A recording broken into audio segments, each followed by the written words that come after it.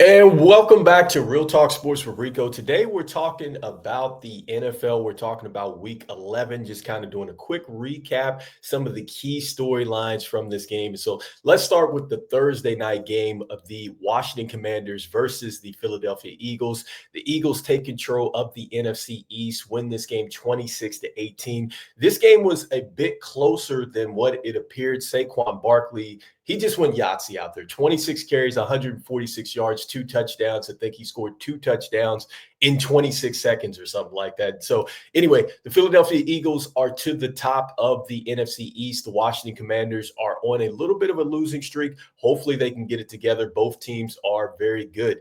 Next up, the Green Bay Packers take care of the Chicago Bears. The Bears had a chance to win this game, had a late field goal that was blocked in this game. And so this is tough for the Chicago Bears as they fall to 4-6. The Green Bay Packers find a way to get it done. Jordan Love, 13 of 17, 261, and a touchdown. He did have a pick in this one too as well. But still, Packers finding ways to win the game, and that's what they need to do to stay in this division. Hopefully they can catch the Lions. Speaking of the Lions, 52-6. They just take it to the Jaguars. And I just think that you have to ask yourself, how long does Doug Peterson have here? I think that, I wouldn't be surprised if the Jags go ahead and make a move and maybe fire their head coach. I think that that is a real possibility. They have just not played very well. 52-6 for the Detroit Lions, now 9-1, top of that division. Vikings get a big win. They had a huge game, I think, from Sam Darnold. He played very well, 23-13 against the Titans. Justin Jefferson had a big day as well. So the Vikings trying to stay pace with the Detroit Lions in this division too. The Miami Dolphins take care of the Raiders 34-19. You had Tyreek Hill. He gets back into the end zone. Tua had a very good day, 3 touchdowns, 288, 28 of 36, and a tough one for the Raiders as they fall to 2-8. And how about those Rams? Matthew Stafford, I talked about once he got his wide receivers back in Nakua and then also too in Cooper Kupp, you knew that they were all in once they weren't trading these players. Quietly, they're 5-5. They win a big win against the New England Patriots. And I like Drake May. I think that even in a losing effort, I have liked what I've saw from Drake May. I think that the future is bright for the New England Patriots. I think that they did get it right with their quarterback selection. So the Rams moving on. Patriots take a tough loss, but they're moving in the right direction as a franchise. Next up, the Saints beat the Browns, or should I say Tyson Hill beats the Browns because he has 3 touchdowns.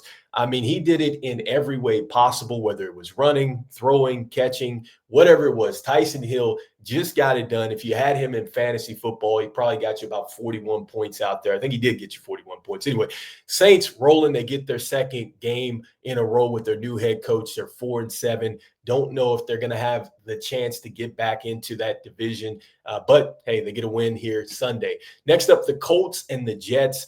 Look, if you would have told me that the Jets were going to be 3-8, would not believe you at this point, but I've got to give credit to the Colts. They went back to Anthony Richardson. They find a way to get it done. They win 28-27, a tough loss from the Jets, and especially when Breece Hall had a very good day. I think he had 2 touchdowns. He was getting it done in the air as far as catching the football and running the football. Jets cannot take advantage of their opportunity there, and they take the loss. And so next up, the Ravens and the Steelers. And so Steelers playing some good defense because the Ravens only scored 16 points, couldn't get a 2-point conversion that they needed late to go ahead and tie this football game up.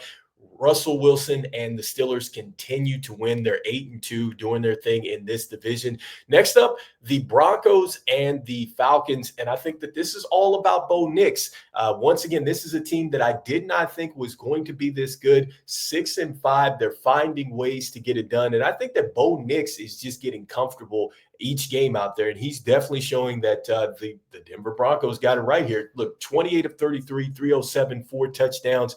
He did great. Next up, the Seahawks still won from the 49ers, 20-17. I thought that the 49ers were going to be all over the Seahawks, but these division games are tough.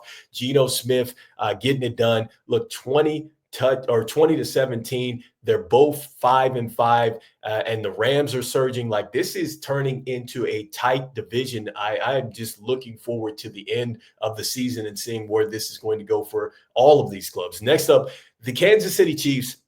They lose their first game.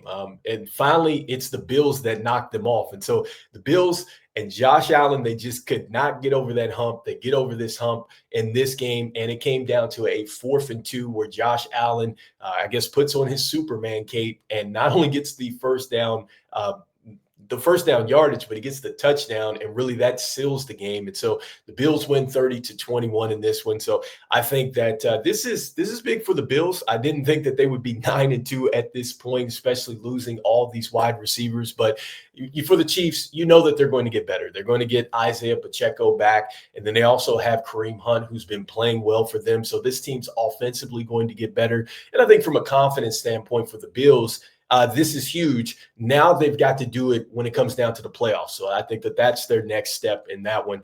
Next up, the Bengals and the Chargers. This was a great game, Sunday Night Football, because the Bengals came all the way back only to lose this football game 34-27. And they had a chance to hit 2 field goals, which would have put them up 6.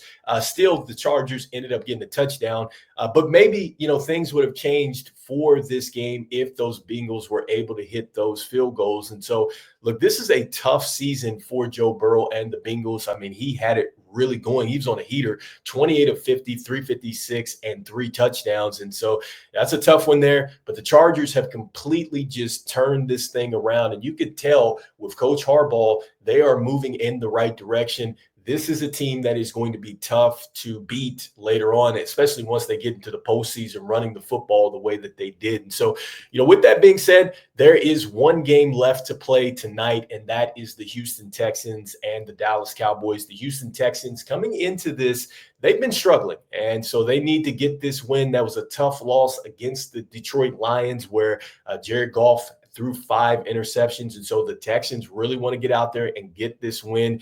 They are playing on the road against the Dallas Cowboys here. And so the Dallas Cowboys, the one thing that shocks me about them is they traded for Trey Lance, and he's not even getting any reps. I'd have to think that the Cowboys might want to turn to Trey Lance and at least see what they have with him. But I like the Texans in tonight's game. I think that this is going to be a 27-14 game. Who knows? Could be an upset, but I think 27-14 to the Texans. And so anyway, you can catch the show on YouTube. You can also catch me on Spotify as well, talking NFL, usually at the start of the week. Then we talk NBA, then back to the NFL. And so this is Rico. This is Real Talk Sports, and I'll see you on the next one. All right, guys. Peace.